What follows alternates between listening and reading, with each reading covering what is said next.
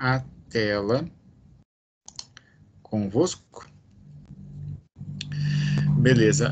Eu vou perguntar para algum de vocês, por gentileza, vocês podem me responder se estão vendo uma tela, tem ali um menino desenhando, uma menina lendo, uma outra mão desenhando, está escrito alfabetização e letramento, pedagogia, quarta fase, outubro de 2020. Estão vendo essa tela, por gentileza? Sim. Beleza, então. Então vamos dar início a partir de agora, tá? Na primeira semana de aula, nós já fizemos uma introdução da disciplina, né? Falamos um pouco, aliás, falamos muitas coisas, né? Eu vou até mostrar aqui os tópicos que nós falamos na semana passada, na semana 1, né? Isso aqui foi tudo falado na semana 1. Deixa eu tentar escrever aqui. Pronto. Na semana 1 nós falamos esses tópicos aqui.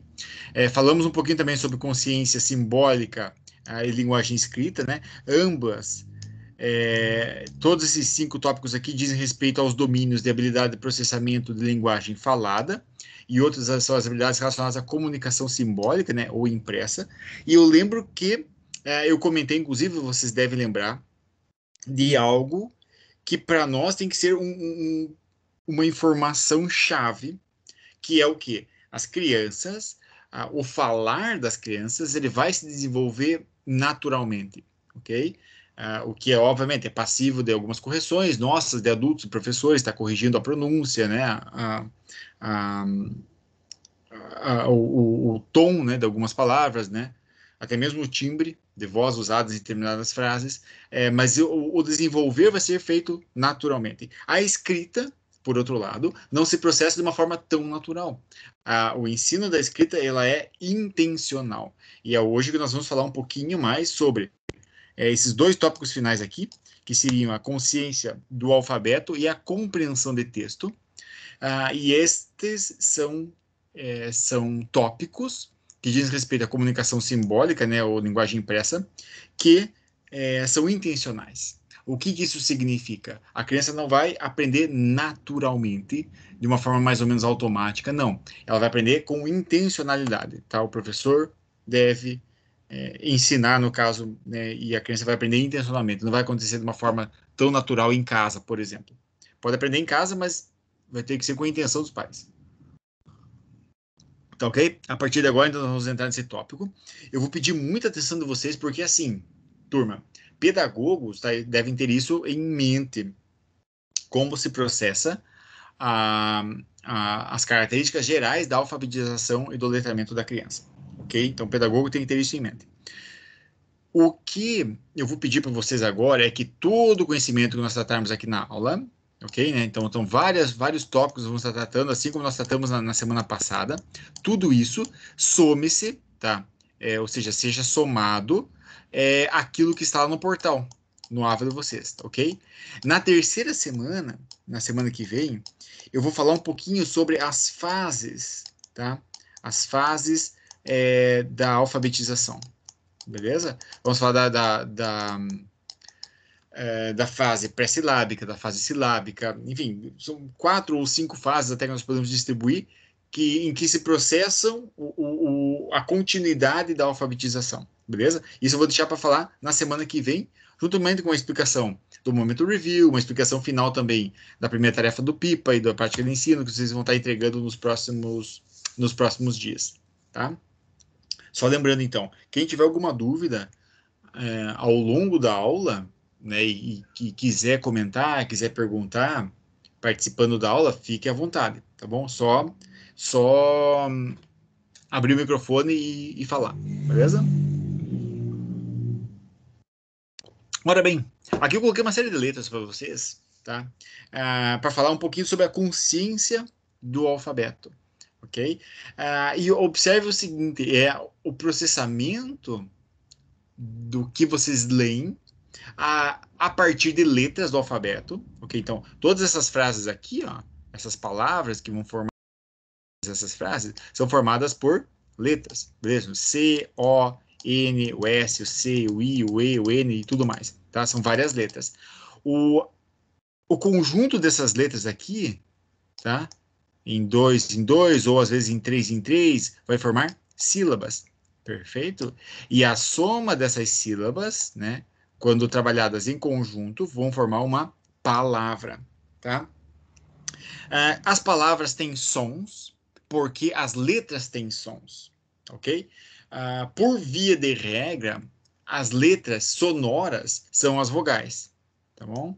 Por que que eu vou colocar isso para vocês agora? Porque basicamente o som ele vai sair daqui, vai sair das vogais. É o A, o E, o I, o O e o U. Aquelas pessoas que já fizeram, por exemplo, aula de canto, você sabe que você só canta as vogais. Beleza? Você só canta essas letras aqui, ó. São 5 letras que você tem que aprender a cantar. E todas as outras consoantes, né? O B, o C, o D, o F, o G, o H, o J, o K, o L e tudo mais. As outras consoantes, elas vão caracterizar as sílabas que vão ser mediadas pelas vogais. Beleza? Elas travam o som, elas abrem uma vogal ou fecham uma vogal e tudo mais. Essas são as características dos sons que correspondem às letras, tá bom? Então, nós dividimos nosso alfabeto em 2 tipos de letras, consoantes e vogais. Entender o som que corresponde às letras, tá? É parte da consciência do alfabeto. Ao mesmo tempo como reconhecer e nominar os elementos do alfabeto. Então, vai chegar um momento que a criança, vocês vão ter que ensiná-la que esta letra é o A. E como é que pronuncia o A? É A, abre a boca. A, beleza? E você ensina que esta letra aqui, toda vez que ela vê essa letra, ela vai lembrar desse som. A, tá?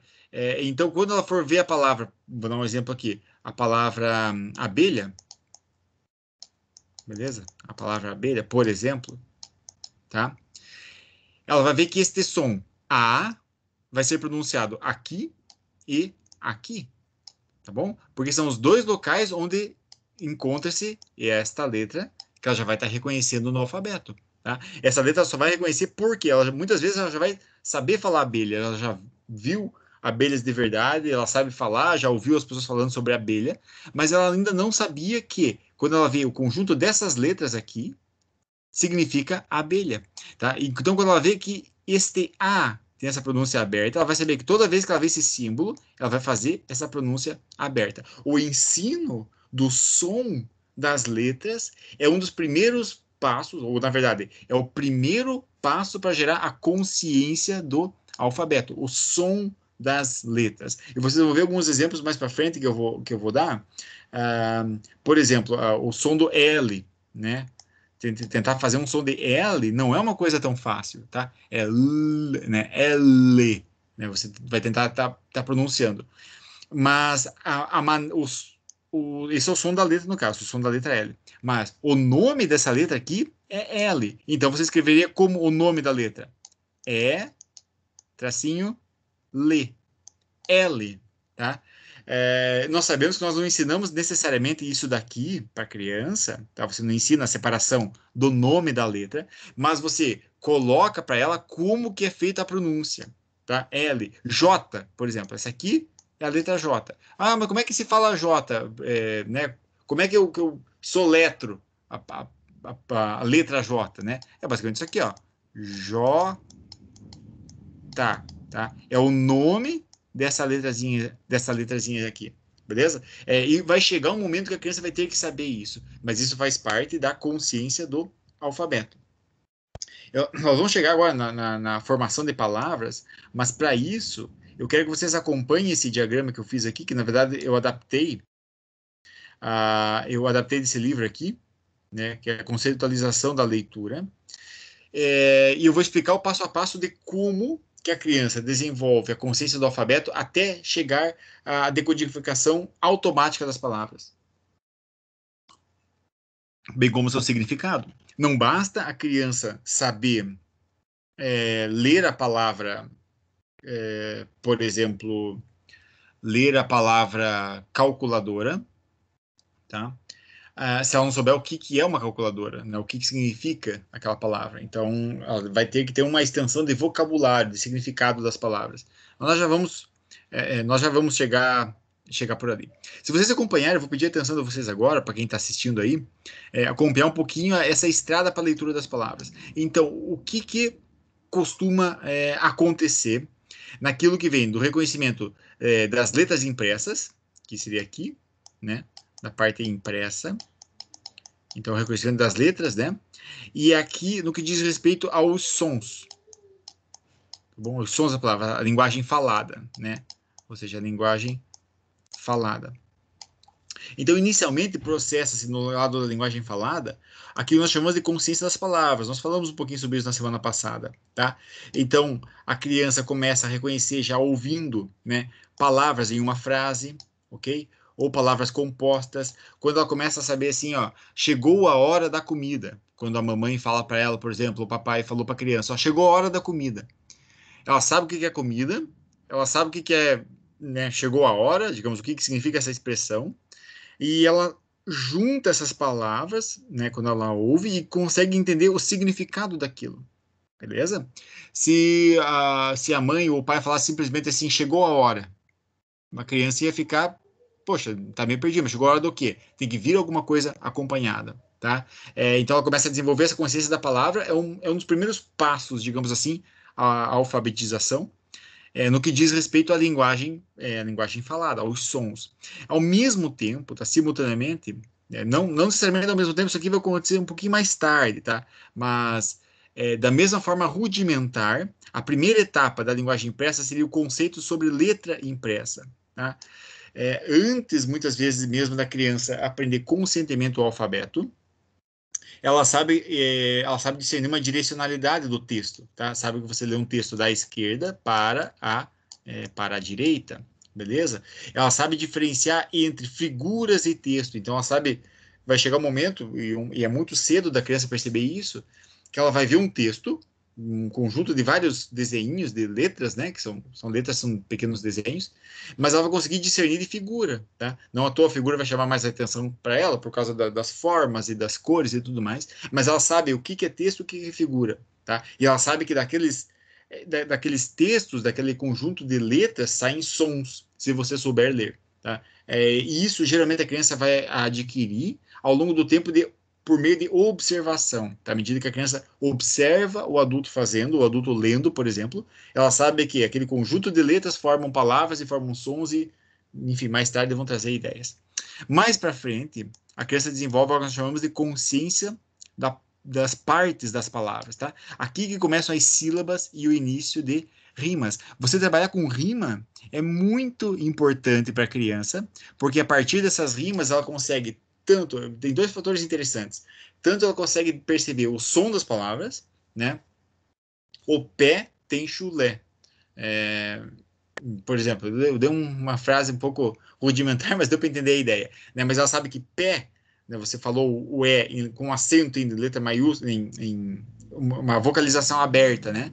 Então ela sabe que isto rimou com chulé, e ela já vai associar que ambos e estão em duas palavras diferentes, tá? Mas que terminam com a mesma sonorização, digamos assim, tá? Então a rima é muito importante em determinadas fases para a criança. Não à toa, tá? As cantigas, né? As cantigas de roda, as cantigas que nós usamos na educação infantil, por exemplo, elas sempre envolvem rimas, porque, enfim, faz parte da criança aprender a rimar, o que é muito importante. E ela começa a detectar as sílabas também durante o processo de consciência das partes da palavra. Ela vai saber, então, que a palavra, como um todo, é formada por várias sílabas juntas, tá ok? E se essas sílabas forem totalmente separadas, muitas vezes não vão ter total sentido, tá? Ou vão perder totalmente o sentido. Se eu for me separar alfabeto, colocando uma palavra assim, alfa é uma palavra, e beto, sendo outra palavra, tá? O beto, para muitas crianças, vai ser o nome de alguém, mas quando estiver junto com a palavra alfa, sem essa separação, beleza? Então, quando elas estiverem juntas, ela vai saber que é alfabeto, ok? No que diz respeito à linguagem impressa, a criança começa a reconhecer as letras, né?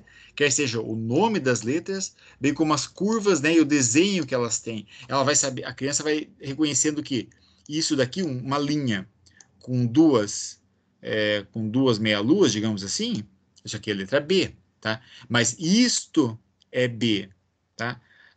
Isso daqui não é B, beleza? Isso daqui não é B. Só que olha bem, como é que a criança consegue diferenciar uma coisa da outra? Ela vê o desenho e o cérebro dela vai detectar que, ok, este desenho aqui tá? Que é um B mesmo. Tem uma característica que a professora mostrou que isso aqui, que é a letra B, que este outro desenho aqui do lado de cá, não tem, tá? Esse desenho não tem essas características e esse daqui tem, beleza? Então a criança sabe que determinadas letras têm um tipo de desenho que, se for tentado fazer diferente, não é a mesma coisa, tá? Se vocês apontarem para uma criança, qual dessas duas letras aqui, se é a letra número 1 ou a letra número 2, qual que é a letra A? Ela vai dizer que é isso daqui, porque ela já viu antes a professora mostrando que a letra A e não este segundo exemplo.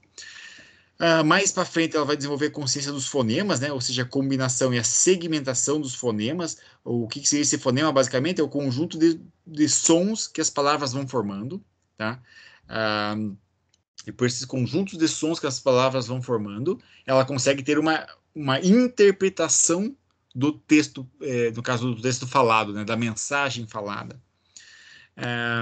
Pelo lado da consciência impressa, né, ou escrita, os fonemas e os grafemas, né? Grafemas é a expressão gráfica, né?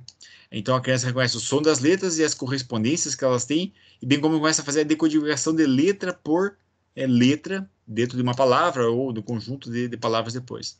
Mais para frente, quando a criança já desenvolve essa parte da alfabetização mais rudimentar, ou seja, de reconhecer as letras, né? Ela sabe o que é o A, como é que é o som do A, sabe o que é B, como é que é o som do B, que B mais o A dá ba, por exemplo. Ela começa a formar palavras familiares, tá?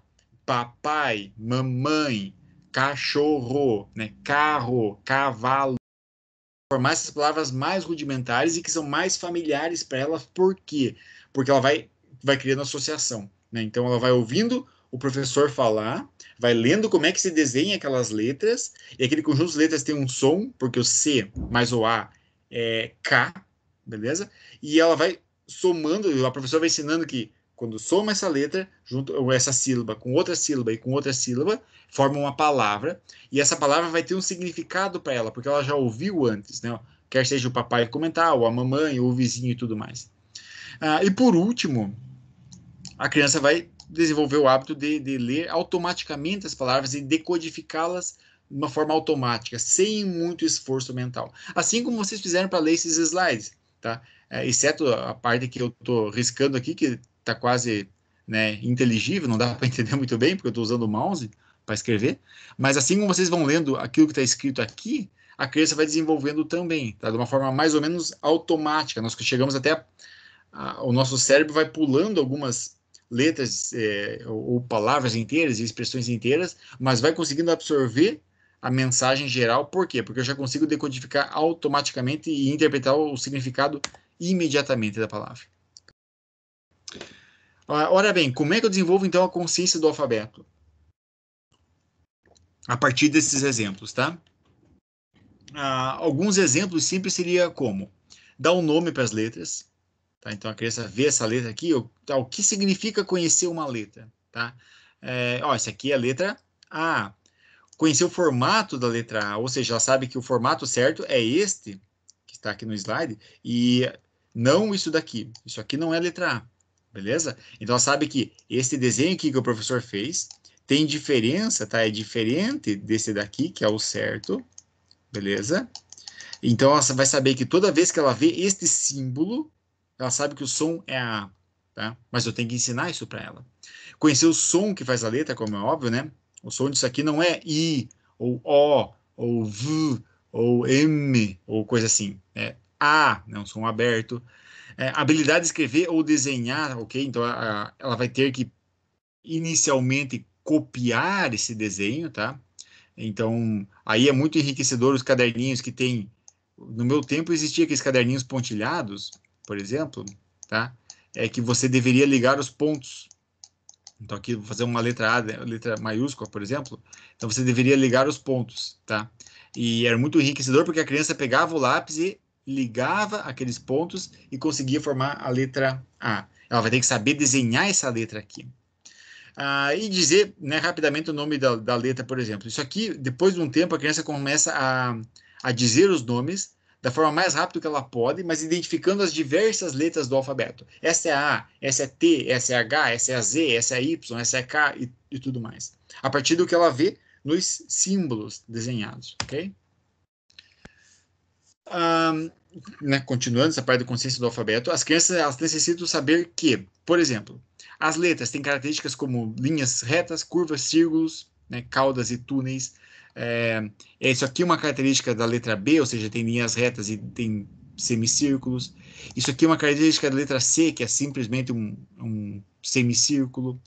Essa aqui é a característica da letra O, tá? É um círculo total. Isso aqui é um T, que são duas linhas, uma transversal, uma horizontal e tudo mais. Então, quando a criança começa a desenvolver essa consciência, ela sabe que a letra é formada por um conjunto de desenhos, tá? Um conjunto de rabiscos, podemos dizer assim. Mas para que ela possa fazer esse rabisco da forma mais correta possível, ela precisa de instrução, ok? Existem, olha, milhares de tipos de joguinhos, de brincadeiras. Eu até vou comentar alguma coisinha na semana que vem a respeito de alguns joguinhos que você pode trabalhar com crianças em fase de alfabetização, que vão ajudar ela na grafia, tá? Na maneira de escrever. E conseguir fazer um B bem desenhado, conseguir fazer né, uma letra T, uma letra Z e tudo mais. A orientação das letras ela é importante. Essa orientação, no caso, né, uma que nós falamos principalmente na sequência das palavras, vai existir um momento que a criança vai escrever, por exemplo, cavalo, vai sair mais ou menos assim, ó. É, algo nesse sentido, beleza? Vou fazer um exemplo hipotético, tá? A criança está numa fase pré-silábica aqui.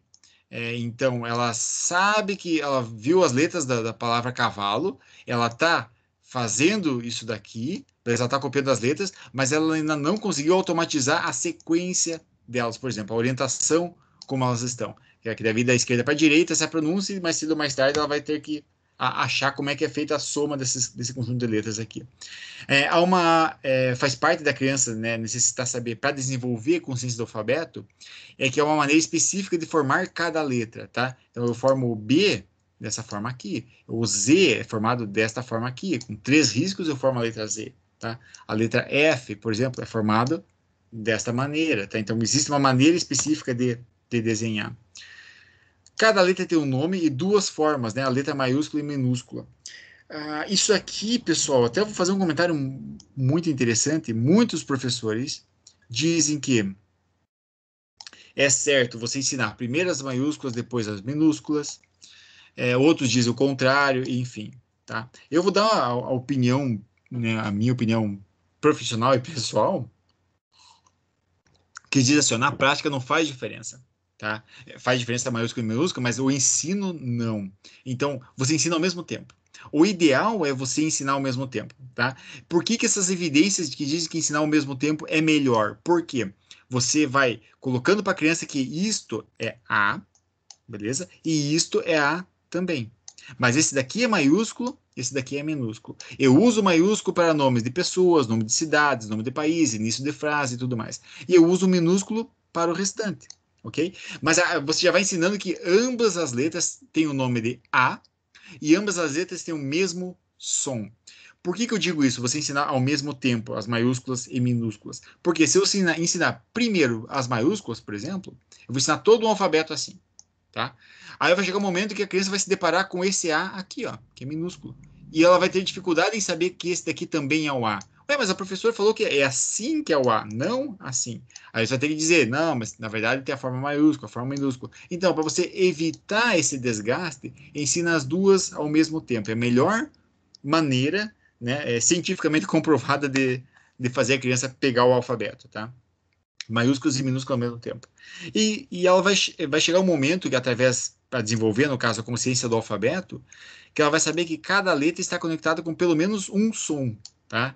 É, F, é o F, tá? H, isso aqui é o H. J, isso aqui é o J. Então, são sons que dão nome para a letra.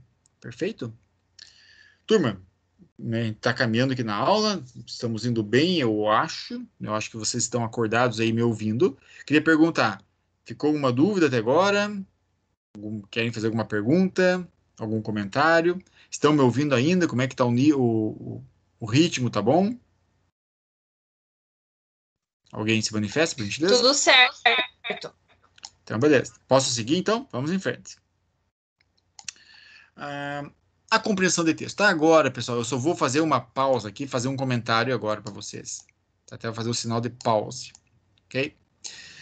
Fazer um comentário para vocês. Muita atenção nesta hora, tá? Se eu pudesse ver se vocês estavam olhando para mim, eu ia fazer bem assim, ó. Olhar aqui para ver se tá todo mundo atento. Compreensão de texto. Eu pergunto assim, não precisa responder agora, mas pense um pouquinho na vida de vocês, agora na atualidade, não pense quando vocês eram crianças ou adolescentes, pense na atualidade, como adultos. Você consegue compreender todo o texto que vocês leem? Pensem sobre isso, não precisa responder. Tá? Pense se você se deparar com um texto num jornal, se você consegue compreender, ou um texto em uma revista, se você consegue compreender, ou um texto em um livro, tá? Se você consegue compreender, perfeito? Pergunte-se ao seu próprio cérebro isso, na questão da compreensão do texto. Por que eu coloco isso? Porque cada vez mais adultos, tá? Adultos estão tendo enormes dificuldades na compreensão de texto, tá? E é incrível isso, porque eu tento achar culpados para isso, mas eu não consigo encontrar. Porque adultos que muitas vezes lá têm sua pós-graduação, mestrado, doutorado, enfim, não importa a formação acadêmica nesse caso, muitas vezes, depois de formado na faculdade, ele culpa o professor de ensino médio, que empurrou com a barriga. Os professores de ensino médio culpam os professores do fundamental, que empurraram com a barriga. Os do fundamental, por suas vezes, culpam séries iniciais, porque empurraram com a barriga. Os de séries iniciais culpam educação infantil, porque foram empurrando os alunos lá e só davam brincadeira. Os de educação infantil culpam os pais, porque a criança chegou de um jeito péssimo na escola. E os pais, por sua vez, culpam o governo porque não dá boas escolas para os seus filhos. Tá? Então, é uma culpabilização, né, um excesso de ciclo de culpa, que eu não consigo atribuir uma responsabilidade pela falta de compreensão de texto que nós temos, inclusive, nos adultos. O que eu vou tentar explicar aqui agora para vocês é mais ou menos como que a criança desenvolve esse processo. Mas eu quero que vocês se esperem um pouquinho em vós próprios, tá? E pensem nas dificuldades que vocês têm para compreender textos, ok? E vocês vão ver que a solução para isso é muito simples. Eu vou colocar no final algumas características básicas para solucionar essas falhas, tá? Os problemas na compreensão de texto, ok? No final da aula, nós vamos conversar um pouquinho mais a esse respeito. Eu vou dar algumas dicas mais interessantes sobre isso, inclusive para nós adultos, né? Então, compreensão de texto. Como é que a criança compreende um texto? Como é que eu consigo resumir um livro de 500, 600 páginas em uma ideia? Isso é possível? É possível. Tá? Mas exige compreensão de texto. Então eu leio um livro lá, vamos pegar um exemplo aqui para vocês. O último livro que eu estava lendo, esse daqui, ó, que eu não terminei ainda, olha só. Eu não estou fazendo propaganda, tá? Mas recomendo, por sinal. Esse livro aqui, ó, ele é enorme, é gigantesco, tá? Se vocês puderem ver aqui a grossura dele. Ele tem aqui mais ou menos 910 páginas, esse livro aqui. Tá? E é possível eu resumi-lo em uma frase. Em uma frase eu posso resumir. Mas o que faz isso? Eu não consigo ainda porque eu não terminei, tá? Mas quando eu terminar, vai ser possível resumir em uma frase. Mas o que faz isso? A compreensão do texto. Então, você lê todo aquele conjunto de palavras e você tem que tirar uma ideia a partir daquilo. E nunca o mundo foi tão carente de pessoas que pudessem compreender textos. Porque nós sabemos que tem pessoas que conseguem ler muitas palavras, um conjunto de palavras, enfim, uma grande velocidade e tudo mais, mas não compreendem o que elas estão lendo. Tá? A compreensão do texto, basicamente, é a habilidade de codificar e compreender a linguagem escrita. Tá bom? Então, eu extraio um significado daquele texto. Aquilo tem que significar algo. Tem que ter substância para que eu possa expressar com uma ideia. Para a compreensão de texto, tá ok? Aqui eu vou elencar 4 principais tópicos. Existem outros tópicos, tá? Mas eu vou colocar 4 principais, beleza? O que a criança precisa fazer? Tá? O que o aluno precisa fazer para poder compreender um texto, então? Primeiro, tá? Primeiro tópico, ser apto em criar conexões pessoais com o texto. aquilo tem que significar algo para ele, não necessariamente significar algo para os seus sentimentos, não é nesse sentido, mas as palavras que ele lê devem ser familiares, tá ok? Devem ser familiares. Na aula que vem, eu vou dar alguns exemplos para vocês, eu vou colocar um texto em língua portuguesa para vocês, em língua portuguesa atual, não é nem um português arcaico, tá? E vocês não vão entender. Por quê? Por mais que estejam palavras que vocês conseguem ler, vocês vão conseguir ler perfeitamente, mas vocês não vão entender. Por quê? Não são palavras familiares para vocês. E são palavras que não dizem, não criam uma conexão com o hábito de vida de vocês. Então, a compreensão de texto, a primeira exigência básica, digamos assim, eu tenho que criar uma conexão. Aquelas palavras têm que significar algo para mim, beleza? O segundo, eu tenho que entender o significado do vocabulário usado, tá? Então, o que é o vocabulário, basicamente? O conjunto de palavras, tá? O conjunto de palavras. Então, eu tenho que entender o significado dessas palavras, porque senão eu não consigo entender o texto, ok? É o exemplo que eu vou dar para vocês, inclusive, na semana que vem. Um terceiro aspecto, eu preciso entender a estrutura do texto, tá? Entender a estrutura do texto. O que é a estrutura do texto, basicamente? Começo, meio e fim, tá bom? Então, tem que ter um começo, um meio e um fim. Se eu pegar um texto pequeno, de uma página, por exemplo, tá? E pegar aquelas frases, então, um texto pequeno de uma página que tem ali mais ou menos umas 30 frases, tá? Tem umas 30 frases ali dentro. E eu pego quando eu leio ele arrumadinho, eu consigo entender perfeitamente, tá? Então as frases estão organizadas de tal forma que eu consigo fazer uma leitura, né, normal dela e consigo entender muito bem, beleza? Se eu trocar a sequência dessas frases aqui, tá? Passar uma frase de cima para baixo, outra aqui tirar do meio, passar aqui para baixo, outra do meio aqui passar aqui para cima, fazer uma mistura, tá? Eu vou perder um pouco da estrutura do texto. E aquilo para mim vai perder um pouco do significado. Eu posso ler as palavras isoladas, as frases isoladas, mas o texto não vai ter um sentido para mim. Logo, eu não vou conseguir compreender este texto. Beleza? E uma quarta obrigatoriedade para a compreensão é que eu tenho que entender o propósito da leitura. Isso aqui é colocado por quê? Porque um texto informativo, por exemplo, tá? Um texto informativo, como nós vemos nos sites, enfim, texto na internet e tudo mais, ele tem um significado diferente de uma carta de amor, por exemplo, que tem um propósito diferente de um ofício, tá? De um ofício governamental, digamos assim, né, um documento oficial. Enfim, são propósitos diferentes, tá, que estão espalhados por dentro dos tipos de leitura. E eu consigo compreender melhor aquilo quando eu entendo qual é o propósito daquele texto. Tá? Eu vou dar exemplos para vocês mais para frente, principalmente na semana que vem. Então vamos lá, compreensão de texto. Então, algumas habilidades de leitura. Tá? A primeira delas é a decodificação, como é óbvio, porque eu preciso ter o potencial de usar o relacionamento entre letra e sons para decifrar as palavras, ok? Então, a partir do momento que vocês estão lendo essas frases aqui nesses slides, vocês entendem o que essa frase quer dizer, porque você sabe qual que é o som daquelas palavras e qual que é o significado que elas representam para vocês. Deve existir fluência, né? Ou seja, automaticidade, a taxa de leitura apropriada. Essa taxa de leitura aqui, existem algumas ferramentas para medir isso no aluno, inclusive.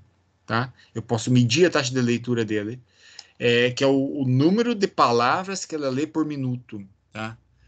Ou por hora, enfim. Mas nesse caso é usado o minuto de uma forma mais fácil.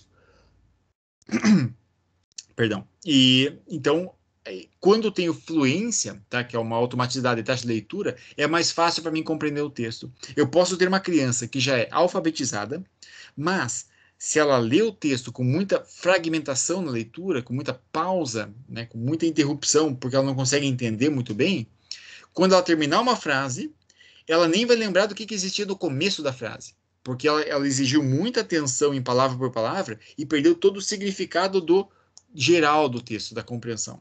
Beleza? Então eu preciso de fluência. Preciso de conhecimento do vocabulário, como é óbvio, porque se eu não conhecer o meu vocabulário, eu não vou conseguir entender as palavras que estão ali escritas. Beleza? E tem que ter conhecimento do assunto, tá? Ou seja, esse quadro conceitual aquilo que está sendo tratado nas palavras eu tenho que conhecer, tá? Então, mais uma vez, voltando, elas devem significar algo para mim, tá? Ora bem, antes de eu avançar,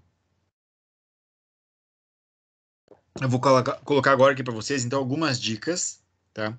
Algumas dicas se vocês pegarem uma criança que tem dificuldade na compreensão do texto, conforme o tipo de dificuldade dela, perdão, conforme o tipo de dificuldade dela, o que vocês podem fazer para acomatar esse efeito deletério, digamos assim, acomatar esse prejuízo, para melhorar a condição dela, tá? Então, conforme o tipo de dificuldade, nós vamos ver algumas estratégias, tá? Algumas estratégias de compreensão do texto, beleza? Ora bem, pergunto, antes de eu... Tá tranquilo? Estão me ouvindo ainda? Como é que tá o ritmo? Tem alguma pergunta? Alguém quer compartilhar alguma coisinha?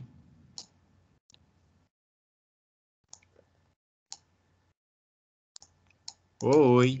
Tudo certo, professor? Tudo certo. Tudo certo? Então, beleza. Posso seguir, né? Vamos lá, então. Para compreensão de texto, então. Então, muita atenção nessa hora, pessoal. Então, se eu tenho um parâmetro, por exemplo, o que é esse parâmetro? É o sintoma, tá? Então, é o sinal ou um sintoma, né? Vou colocar aqui sintoma. Sinal ou sintoma. Tá? Que a criança está apresentando, por exemplo, ela está com um vocabulário muito limitado. Ela não está conhecendo muito bem as palavras. Então, eu tenho um texto ali que uma criança de terceiro ano, que a maior parte das crianças do terceiro ano já consegue entender. Tá? Um texto que fala de animaizinhos, dos bichinhos da fazenda, do vovô, da vovó, de comida e tudo mais. Texto com palavras muito familiares para elas. Mas eu tenho alguns alunos que não estão entendendo. E quando eles leem aquele livrozinho e o professor vai lá e pergunta, então, o que você entendeu dessa história? Me conta essa história com as tuas palavras. Ela, não consegue direito. Se você detectar que ela não sabe o significado das palavras, beleza? O significado das palavras, muitas vezes, ela está com um vocabulário limitado. Qual que seria a solução para esse problema? É o ensino explícito do vocabulário, tá? Ensinar o significado das palavras. O que elas são? O que é comida? O que é açoite? O que é bebedouro? O que é, enfim, galinha? O que é cabra? Qual é a diferença de cabra para cachorro? Enfim, eu ensino das palavras propriamente dito, mas não necessariamente do que aquelas palavras representam em si, mas do que aquele texto, o que aquela grafia diz, tá? Se a criança se depara com a palavra, por exemplo, liquidificador,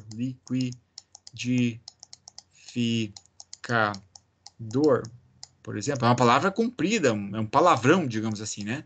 Ela muitas vezes ela pode saber que em casa a mãe, o pai trabalham com liquidificador, tem liquidificador.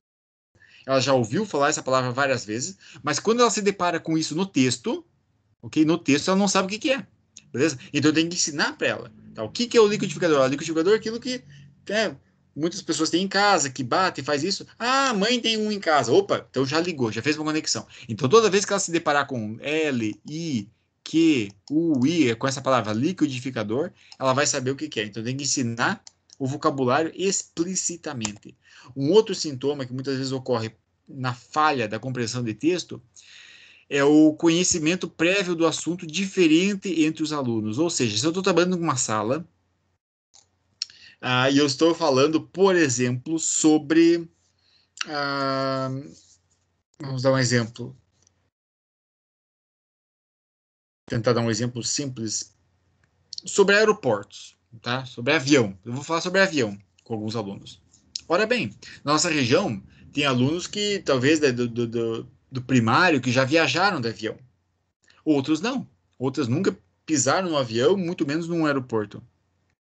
O que isso acontece? Às vezes eu tenho um texto que tem algumas palavras que são um pouco peculiares, mas que fazem com que exista uma separação na minha sala no que diz respeito ao conhecimento prévio daquele assunto do texto entre os alunos. Então, alguns alunos conhecem muito bem o texto, enquanto outros alunos conhecem mal sobre aquele assunto. Tá? Qual que é uma maneira de você acomatar esse efeito para fazer eles compreenderem melhor esse texto, tá? Principalmente aqueles que conhecem mal, né? O visualizar conceitos e ideias desconhecidas antes de ler, ou seja, criar conexões com conceitos mais familiares. Então, tentar trazer para a sala, né, já que eu estou falando em nível de sala de aula mesmo, tá? Tentar trazer para a sala de aula conceitos que sejam mais familiarizados pelos alunos, ok? Na nossa região, geralmente são animais de fazenda, comidas, né?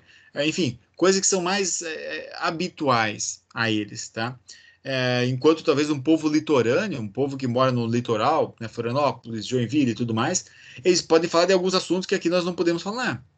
Não com tanta facilidade, assim, como por exemplo da pesca marítima, podem ter textos sobre pescadores e barcos que vão ao mar, com muito mais facilidade se trabalhar lá aqueles assuntos do que aqui, por causa da conhecimento prévio que aqueles povos têm, né, que aquela sociedade, né, comunidade tem, comparativamente com onde eu estou. Um outro parâmetro, um sinal, né, o sintoma que pode aparecer quando o aluno tem dificuldade na compreensão seria a falta de estratégia de compreensão eficiente. Isso aqui, na verdade, ah, quando eu não consigo, muitas vezes, quando eu não consigo resolver o problema, tá? Então eu tentei de uma forma, não deu certo, né? Tentei de outra forma, também não deu certo. Tentei de outra forma, não deu certo. Enfim, eu tô sem muita estratégia de resolver aquele problema. Uma das maneiras de eu trabalhar isso seria eu ensinar através de estratégias de modelamento, tá? O que que é o modelamento da leitura, basicamente? Repetição, tá? Repetição, repetição, repetição. Algumas pessoas podem achar que isso é um pouco retrógrada, digamos assim. Mas isso é coisa do passado. Mas ainda vale muito a repetição, ainda vale muito para a memória e digamos assim, para a estrutura da compreensão do texto. Por quê? Quando você ensina para o aluno que se ele não entender um texto à primeira leitura, ele pode repetir uma segunda vez, ele vai criar esse hábito automaticamente. Tá? E nós somos assim, nós adultos somos assim. Muitas vezes eu estou ali lendo meu livrozinho, por exemplo, estou lá lendo, e às vezes a minha mente vaga, né, eu estou lendo as palavras ali, mas estou pensando em outra coisa. Aí eu tenho que parar, poxa, tem que voltar um parágrafo aqui. Eu volto o parágrafo para ler de novo. Mas eu já li isso, mas ok, mas agora eu estou entendendo. Antes eu li, mas não entendi. Agora eu estou entendendo. Por quê? Eu tive que repetir, basicamente. Parte disso nós chamamos de modelamento da leitura, que esse talvez seja um dos métodos mais eficientes de ensinar a criança a compreender o texto, tá? Ensiná-la a reler. Então, se ela leu uma frase que não fez muito sentido para ela, eu vou tentar colocar isso. Você conseguiu entender essa frase? Não muito bem, professora. O que quer dizer? Mas você viu que você ouviu ela lendo as palavras, ela sabe ler, né? Ela conhece o fonema das sílabas e das palavras, mas isso vai dizer para ela, então repita, leia de novo.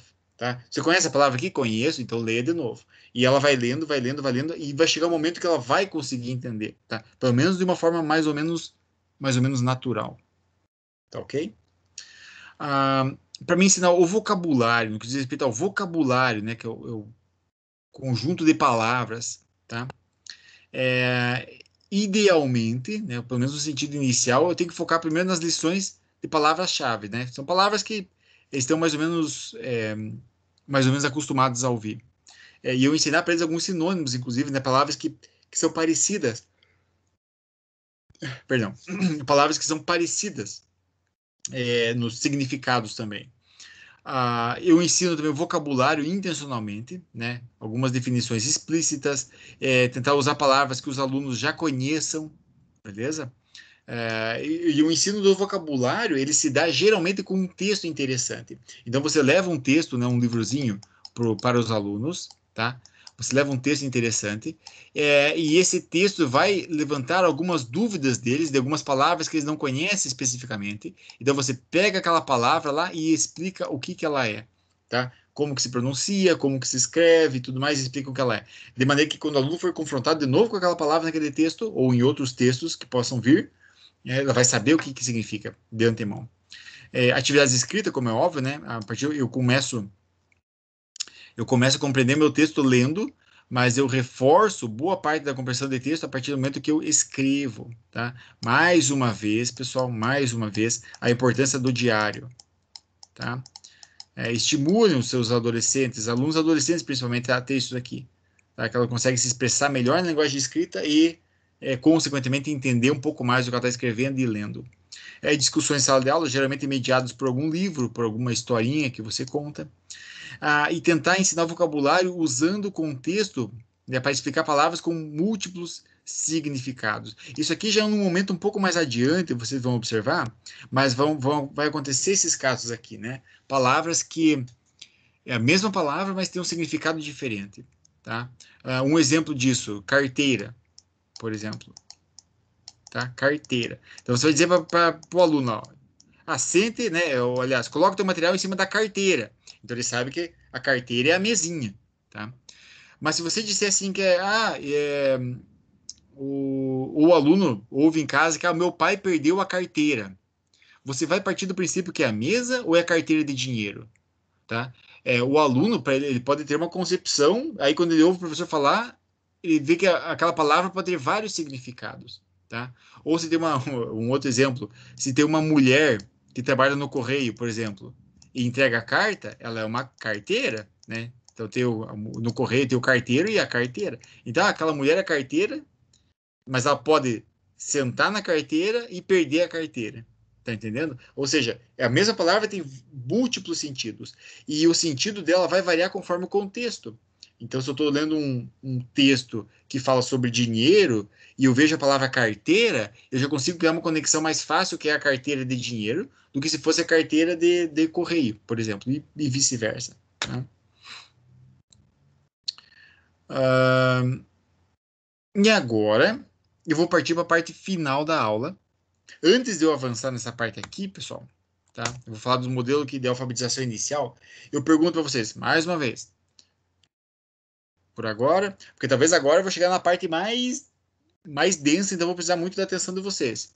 Estão bem acordados aí ou não? Agora são 19 horas e 50 minutos. Como é que tá o ritmo? Tá bom?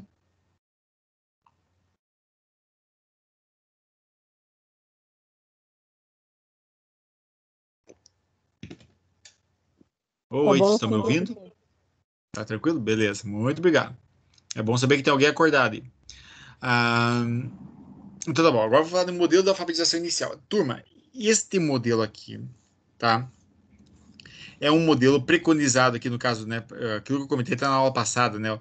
O Center for Early Literacy Learning, né? É o centro de aprendizado, digamos assim, da literacia. Ah, este modelo, ele é muito usado em aulas, né, particulares nos Estados Unidos, no Canadá, né, que foi desenvolvido no caso na América do Norte. Eu vou estar trazendo aqui para vocês agora. Ele é um modelo que não foge muito daquilo que nós trabalhamos também, tá? Mas qual que é a ideia? Qual que é a ideia central disso daqui? Eu trabalho em cima de três grandes tópicos. Aliás, perdão, vou refazer a frase. Não é trabalhar em cima de três grandes tópicos, mas existem três grandes áreas, né? Três grandes áreas que eu trabalho. E a alfabetização da criança, a alfabetização inicial, né? Ou seja, os primeiros passos para a leitura e a grafia dela, vai surgir naturalmente pela soma dessas três partes, tá? Pela soma desses três blocos de trabalho. Que seriam as atividades de literacia diária, ok? O ensino responsável, tá? Então, a literacia diária aqui, o ensino responsável, e o interesse da criança. Então, quando eu consigo modelar a aprendizagem usando essas três partes aqui, a literacia diária, o ensino responsável e o interesse da criança, eu começo a ter os resultados iniciais da alfabetização, tá? Que é o conhecimento das letras, que é o conhecimento das sílabas, o som das letras, o som das sílabas, o significado das palavras, a compreensão de texto inicial e tudo mais, tá? Esse seria o modelo da alfabetização inicial. Mas estes parâmetros, eles estão envolvidos em algo que é chamado ambiente que enriquece a alfabetização, que é isso daqui, ó, tá? Ambientes que enriquecem a alfabetização. Então, existe um grande núcleo, digamos assim, um grande invólucro, né? Que envolve o ensino responsável, atividade de literacia diária e o interesse da criança, que vai ser o ambiente que enriquece a alfabetização. Eu vou dar alguns exemplos para vocês. Eu até já comentei na aula, quando nós tivemos a aula da disciplina de ludicidade e desenvolvimento motor, né, que foi no mês de agosto. Eu mostrei alguns ambientes que enriquecem a alfabetização, por exemplo. Eu vou usar as mesmas fotos aqui, eu vou estar mostrando esses exemplos também. Que tipo de ambiente que são esses, basicamente, tá? Onde a criança ela pode se envolver com atividades diárias de alfabetização com base em interesses juntamente com alunos, tá? Com adultos, perdão. Ela está envolvida com outros alunos, mas juntamente com adultos, nesse caso representado pode ser pelos pais, né, ou mesmo pelos professores. Que tipo de ambiente que é esse? Você dá a oportunidade dela se envolver diariamente, tá? E de uma certa forma até, eu vou colocar até a palavra aqui, ó, inconscientemente, tá? Inconscientemente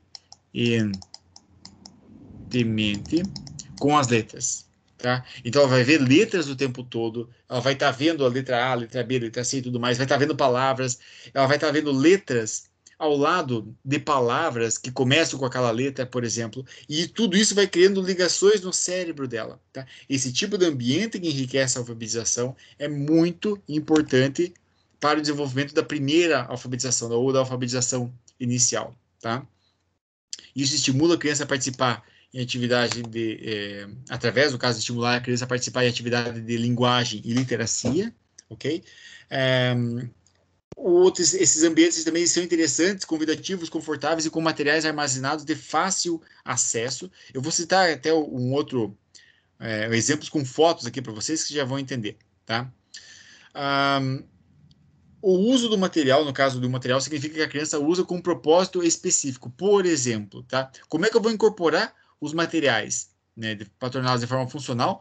Para os materiais que eu digo, os joguinhos, as brincadeiras, os materiais que a criança usa na escola, tá? Para tornar o ambiente rico a alfabetização. Por exemplo, eu posso usar o papel e lápis para escrever mensagens uns para os outros, tá? A mensagem da forma como ele achar mais apropriada, pode ser até às vezes com um rabisco, ou desenho, ou com a formação rudimentar de algumas letras, tá? Mas quando eu estimulo esse tipo de atividade, eu estou estimulando ela a forçar a tentativa de fazer a grafia das palavras, perfeito? Das letras que ela já conhece, pelo menos. Colocar um menu, né, por exemplo, de personagens na área de reprodução dramática. Então, se você gosta de brincar de teatro com as crianças, você colocar um menu de personagens, o que é? É um personagem, digamos, tem um desenho lá, quem vai interpretar o médico, por exemplo.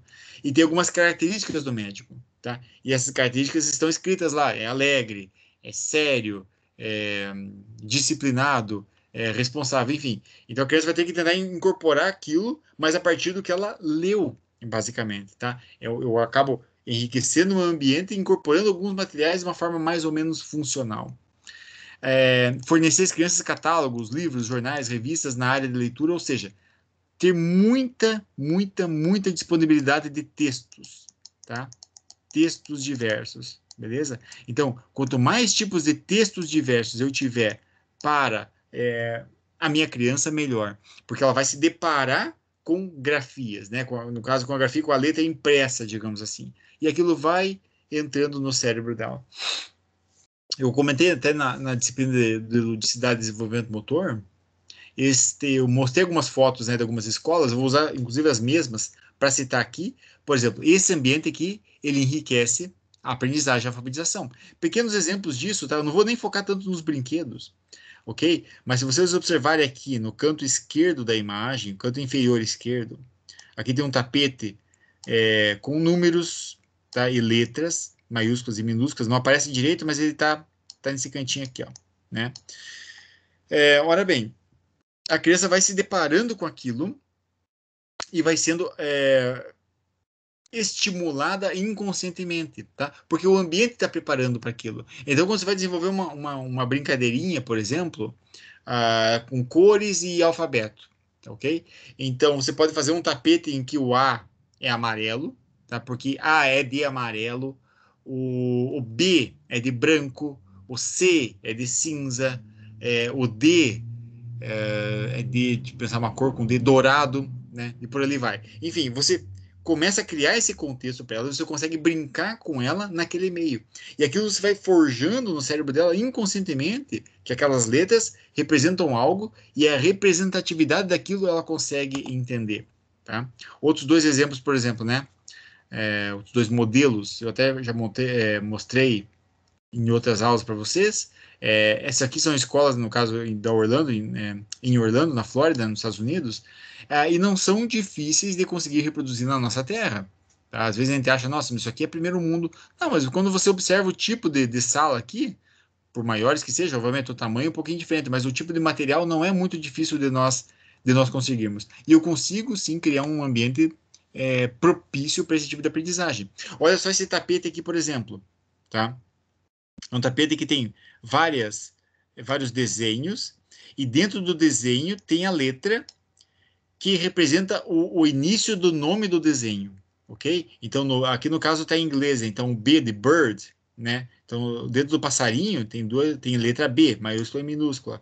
O A, que no caso está aqui representando a maçã, mas é de apple, né, no inglês, e tudo mais. Ou seja, isso daqui é um ambiente que enriquece a aprendizagem. Aí nós ficamos pensando assim, poxa, mas como é que isso vai enriquecer de uma forma tão inconscientemente? Na verdade, vocês ficam pasmos de ver como o cérebro aprende, na maior parte, inconscientemente, tá?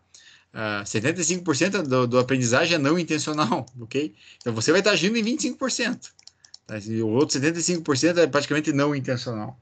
Então isso aqui ela vai aprendendo inconscientemente. Se vocês observarem esse quadro aqui, ó, em cada letra, S, no T, no U, no W aqui principalmente, no Y, tem várias palavras escritas com esta letra, tá? E a criança também vai se acostumando a ler e tudo mais. Aqui mesma coisa, porque esse ambiente aqui, ó, o tapete com várias letras, cada letra é representada por desenhos e tudo mais. Beleza? Aqui mesma coisa, né? Várias letras aqui nesse tapete, por exemplo, com números também. Aqui tem uma sequência alfabética, no caso, né? A, B, C, D, E, F, G. Então aqui você vai aprendendo também a sequência e tudo mais. Beleza? Esse é o ambiente que enriquece a alfabetização, que basicamente deve contornar o modelo inicial de aprendizagem.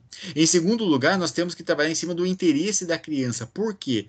É óbvio, quando a criança se interessa mais sobre alguns tipos de assunto, aquilo vai despertar mais a curiosidade dela e, consequentemente, ela consegue criar mais conexão com os textos. Tá? Logo, ele acaba aprendendo mais também sobre o alfabeto envolvido, né, ou sobre as palavras envolvidas naquele texto.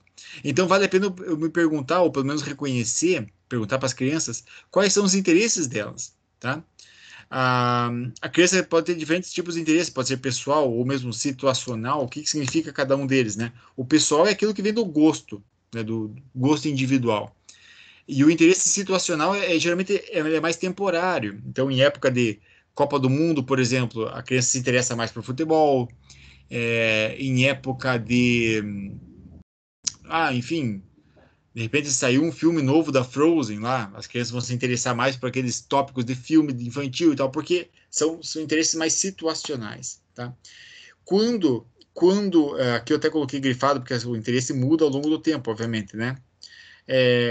Quando eu consigo trabalhar em cima do interesse da criança, tá? Quando a criança está interessada, eu desenvolvo o engajamento. O que é o engajamento, basicamente? Tá? A criança ela se aplica mais. Então, vamos supor que você tem uma criança que gosta de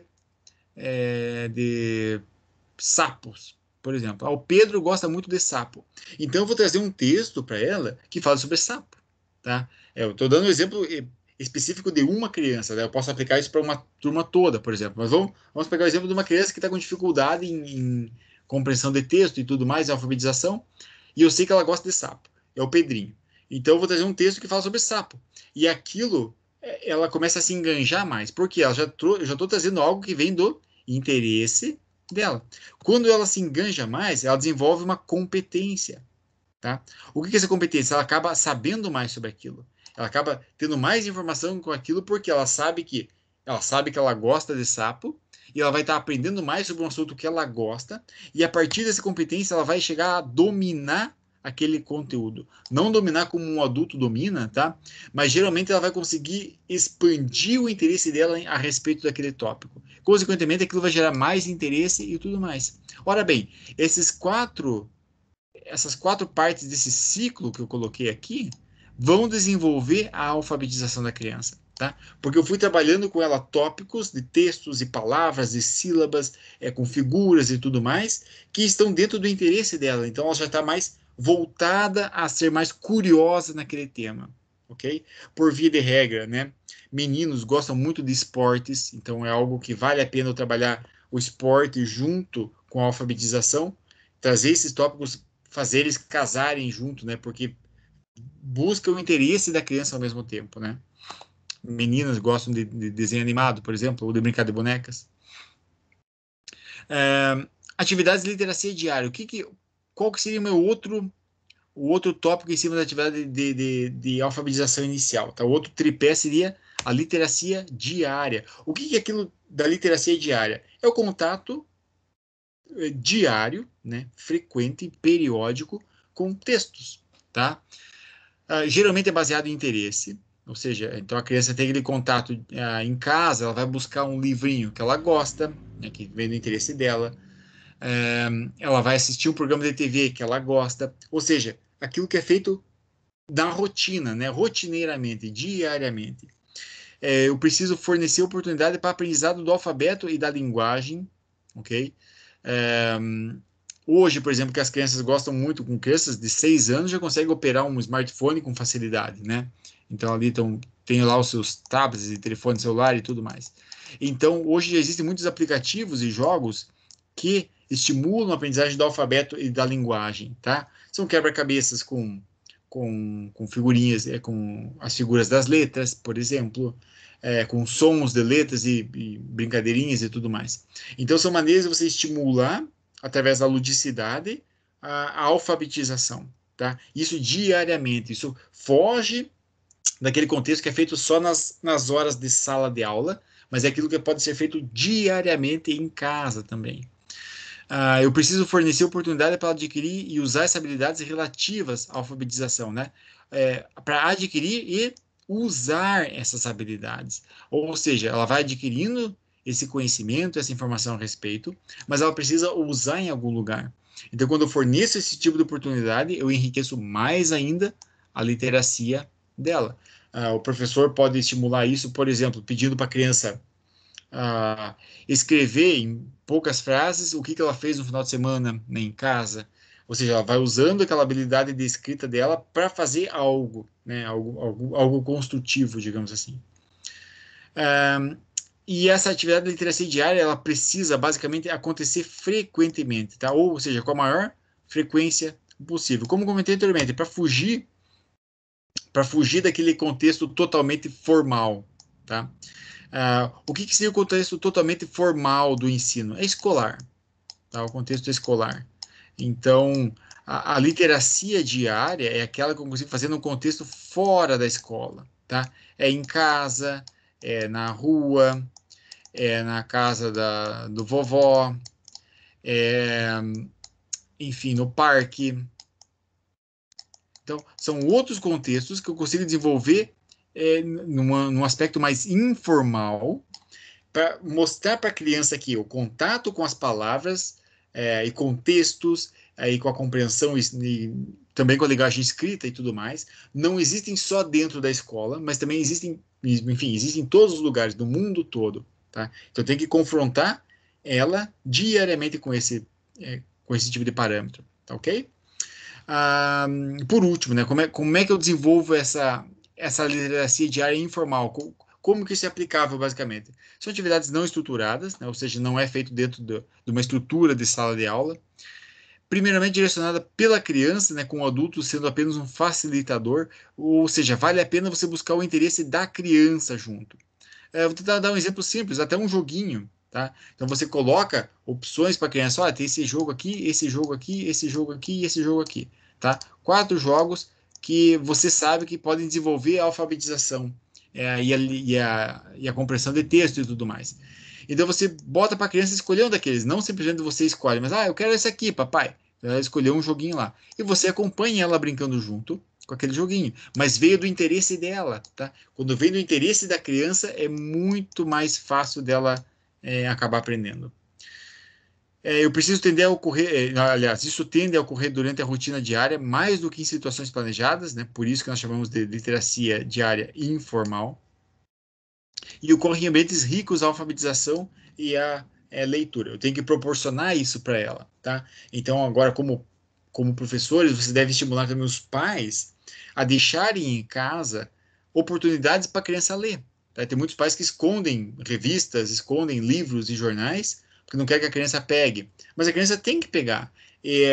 Não digo que uma criança de 1 ano vai conseguir interpretar o texto ali, não, mas a minha filha, por exemplo, com 1 ano e meio, pouco mais de 1 ano e 7 meses, ela pega livros, tá? Ela não entende nada do que está escrito aqui, mas ela pega, ela manuseia, ela vê que está cheio de letrinhas, digamos assim. Ela não sabe nem o que é letra, mas ela vê que o livro é formado por esses desenhos, por essas figurinhas aqui, e mais cedo ou mais tarde, né, à medida que ela vai vendo o pai dela lendo, ou a mãe dela lendo, ela vai automatizando que ali contém informações. Ela pode despender muito tempo naquilo e pode se divertir com aquilo também.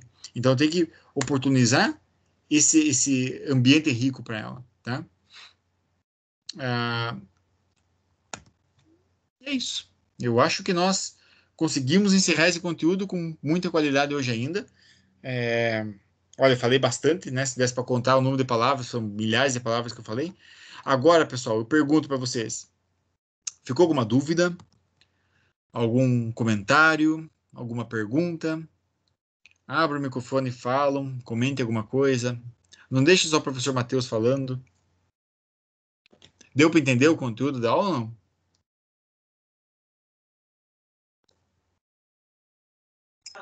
Deu sim, professor, bem tranquilo. Sim. Muito complexo ou muito fácil? O que vocês acharam do nível? Certo. E o nível de dificuldade? Acho que é muito difícil isso ou muito fácil? Na verdade, assim, eu acho que o professor ele coloca bem, assim, dá pra gente entender bem a matéria. Ok, mas agora eu pergunto para vocês assim, quais Assim, vocês os imaginam? exemplos, o professor dá os exemplos, então a gente consegue, na prática, entender o que vamos dizer assim, como agir, porque não adianta só falar o conteúdo e a gente não sabe o que fazer para, enfim, Aham, para ajudar a criança a hora que a gente precisa fazer lá na sala, né? ótimo. Ah, perfeito. A ideia é sempre estar dando exemplo do o que vocês podem fazer em cada situação, né? Ah, eu pergunto para vocês, né? Quem quiser complementar alguma coisa, qual vocês acham? Isso na opinião de vocês, não existe certo ou errado nessa resposta, né? Mas qual vocês acham que é a maior dificuldade em ensinar uma criança a ler e escrever atualmente? Qual que é a maior dificuldade que vocês acham que vão encontrar no campo de trabalho para fazer a criança ler e escrever? É motivar o interesse na criança, eu acho. O interesse, é ótimo.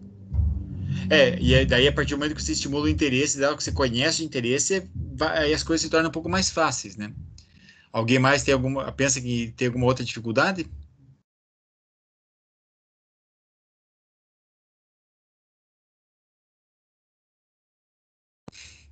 Vocês estão bem quietinhos hoje.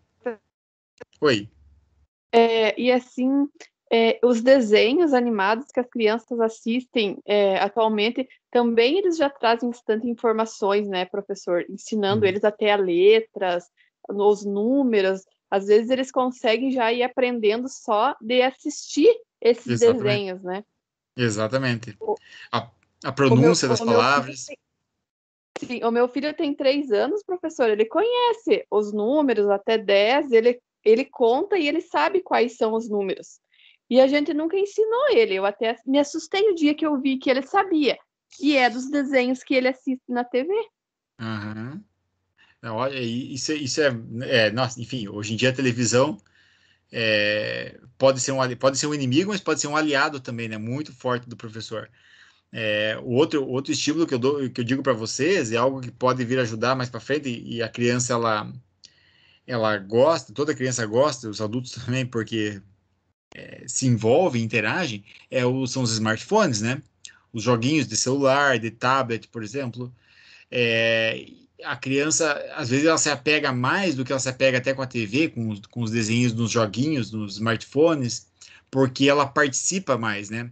Na TV ela é mais um ouvinte, enquanto no joguinho ela é mais participativa, então ela consegue se envolver mais. E existem milhares de jogos que vocês podem baixar gratuitamente, né, no Android, em outros sistemas ali, que é bem tranquilo de lidar com as crianças também, que podem ajudar também na alfabetização. São estratégias que você usa com base no interesse, né? Com base no interesse da criança também. Eu vou dizer uma coisa para vocês, né? Então, a aula de hoje acabou, mas eu vou dizer o seguinte: a alfabetização e letramento, creio eu, tá? Eu ainda não tive a oportunidade de pegar uma criança do zero e ensiná-la a ler e escrever. Eu estou fazendo isso com a minha filha, mas ainda está muito cedo dela conseguir reproduzir isso. Mas eu creio que seja uma das tarefas mais gratificantes para o professor, porque eu não consigo imaginar a emoção que deve ser você ensinar um pequenino ali, uma criancinha, a balbuciar as primeiras palavras da leitura de um livro, por exemplo, né? Ela começa a balbuciar aquilo e ela de repente começa a escrever e você vê que aquilo vai abrir uma porta no mundo para ela, que ela vai conseguir interpretar um texto, ela vai conseguir, enfim, ler livros, vai conseguir escrever teses, escrever canções e tudo mais, a partir daquilo que ela aprendeu no simples beabá, no conjunto de soma de palavras e tudo mais. Então, a responsabilidade de vocês, pedagogos, na alfabetização e letramento é muito grande, tá? Mas é muito grande mesmo, assim, é algo assim, não tem como descrever em palavras. E eu creio que a hora que vocês verem uma criança lendo aquilo que vocês ensinaram ela a interpretar, a ler, vai ser uma emoção muito grande. Mas para isso, para chegar lá, assim como eu comentei na aula passada, não quer dizer que não vai ter momentos de frustração. Vocês vão se frustrar também e a criança também vai passar por esses momentos, porque faz parte, acontece, é parte do caminho, né, como um todo. Vocês têm que estar muito capacitados também, por isso que eu estimulo vocês leiam, tá? Os tópicos de aprendizagem da semana 1, da semana 2, da semana 3, acompanhem tudo, somado com aquilo que nós trabalhamos na sala, né, nesses 2 dias de aula, porque, enfim, é um conteúdo muito vasto e exige muito tanto do professor quanto do aluno, tá? Todo tipo de conhecimento que vocês adquirem nessa hora vai ser importante na hora que vocês caírem numa sala de aula, né, cheia de criancinhas, né? Com um bando de crianças, como nós costumamos dizer na nossa terra. Ficou mais alguma dúvida, turma?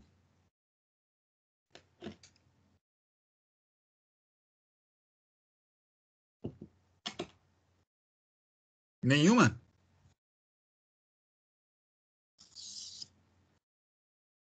Então tá ok. Eu vou fazer o seguinte. Para a semana que vem... professor, tudo certo. Beleza, muito obrigado. Para a semana que vem, então, né, para a próxima semana, o que nós vamos fazer na próxima semana, tá? Isso vai ser lá no dia 16, 15, mais ou menos, na quinta-feira que vem. Nós vamos, então, eu vou passar um restinho de conteúdo para vocês nessa terceira semana, mas falando sobre as fases da alfabetização, tá? As fases da alfabetização. Eu vou falar muito rapidamente disso, o que é a alfabetização, a pré-silábica, a silábica. E depois disso, eu vou explicar um pouco sobre o momento review de vocês também. E vou fazer uma explicação, né, geral de novo da prática de ensino e do PIPA, pelo menos da primeira tarefa, porque o PIPA vocês vão estar submetendo até o dia 28 do 10, tá? Então vocês têm aí sensivelmente mais 10 dias para estar submetendo a primeira tarefa do PIPA, né? No máximo mais 10 dias. Então eu vou estar explicando isso para vocês também mais um pouquinho na semana que vem. Por isso não percam a aula, que nós conseguimos tirar dúvidas ao vivo, digamos assim, né, em tempo real, uns com os outros. Beleza? Turma, eu agradeço a atenção de todos aqui, né? Por via de regra, eu como professor, eu fico até o final da aula, né? Para mim fechar a sala. Mas